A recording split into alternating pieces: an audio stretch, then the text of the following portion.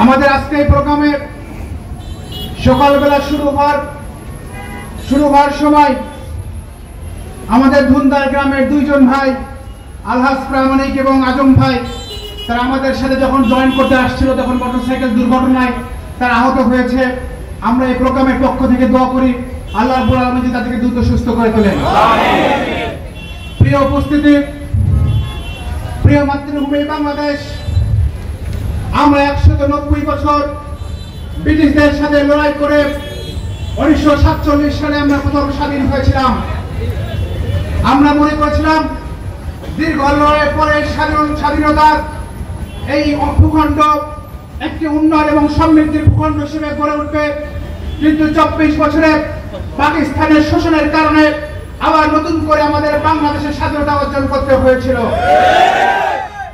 কিন্তু দুঃখজনক হলেও সত্য, এক বাংলাদেশের মানুষ যে উন্নয়নের জন্য যুদ্ধ করেছিল, যে উৎপাদনের জন্য লড়াই করেছিল, যে সুখী সুন্দর বাংলাদেশের জন্য লড়াই করেছিল, 54 বছরে দেশের মানুষের সত্যিকারের স্বাধীনতা পায়নি। 17 বছরের ফ্যাসিস্ট শাসনের কারণে 24-এর বিপ্লবে 2000-এর অধিক ভাই বোনের রক্তের বিনিময়ে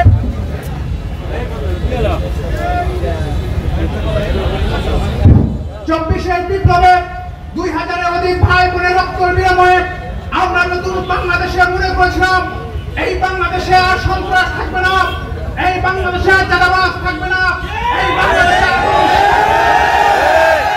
কিন্তু দুঃখজনক হলেও সত্য, আমাদের বর্তমান সরকার গত 1 বছরে জুলাইয়ের খুনিদের বিচার না করার কারণে 91টি চাঁদাবাজ গ্রুপের কারণে আজ পাথর মেরে টাকার কারণে দেশের মানুষকে আবার নতুন করে হত্যার কাজ শুরু হয়েছে।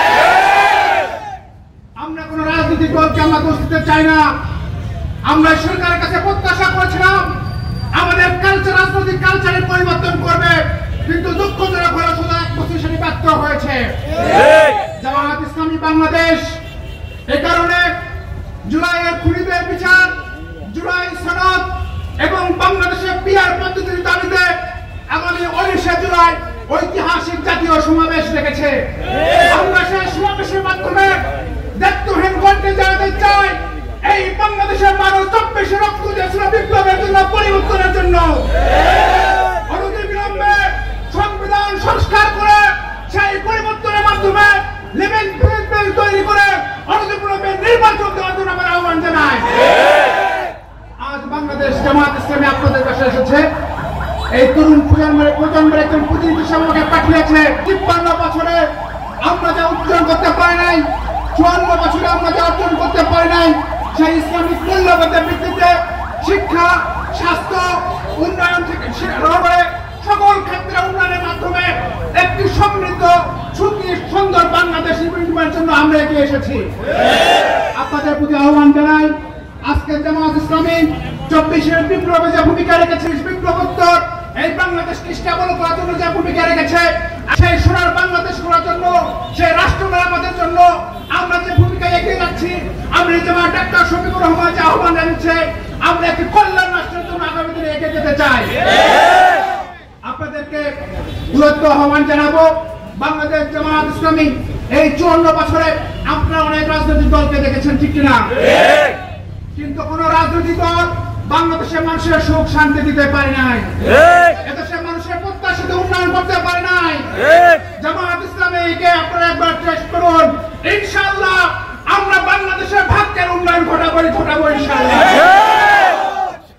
তাই আজকে বক্তব্য দীর্ঘায়িত না করে আজকে প্রিয় নন্দীগ্রামবাসীকে আমি আহ্বান জানাতে চাই, এই নন্দীগ্রামে দীর্ঘ সময় আমাদের পথ চলা, কিন্তু আমাদের রাস্তাঘাট দেখেছি, নন্দীগ্রামের স্কুল কলেজ আমরা দেখেছি, আমাদের প্রত্যাশিত উন্নয়ন নাই। আমরা এবার স্লোগান ঠিক করেছি, সমৃদ্ধ বাংলাদেশ, উন্নয়নের বগুড়া, মডেল হবে কাহালু নন্দীগ্রাম, দেশের সেরা। আমরা কাহালু নন্দীগ্রামকে শুধু বগুড়ার সেরা নয়, কাহালু নন্দীগ্রামকে আগামী দিনের সারা বাংলাদেশের রোল মডেল হিসেবে তৈরি করার জন্য এসেছে। 24-এর বিপ্লব, তারুণ্যের বিপ্লব, তরুণরা আমাদের অতীত নয়, তরুণরা আমাদের বর্তমান। এই বর্তমানকে নিয়ে, এই তরুণদেরকে নিয়ে আগামী বাংলাদেশ আমরা করতে চাই। সেই বাংলাদেশ গঠন করবে আপনাদের সবাইকে জামাত ইসলামী এই ঐক্যবদ্ধভাবে জামাত ইসলামের ছায়া তোলে দল মত ধর্ম বর্ণ নির্বিশেষে আমরা যে আহ্বান জানিয়েছি সেই কল্যাণ রাষ্ট্রের আহ্বানে ঐক্যবদ্ধ হয়ে জামাত ইসলামকে আমরা বিজয় করব সেই আহ্বান জানিয়ে সবাইকে ধন্যবাদ জানাই। আসসালামু আলাইকুম ওয়া রাহমাতুল্লাহ।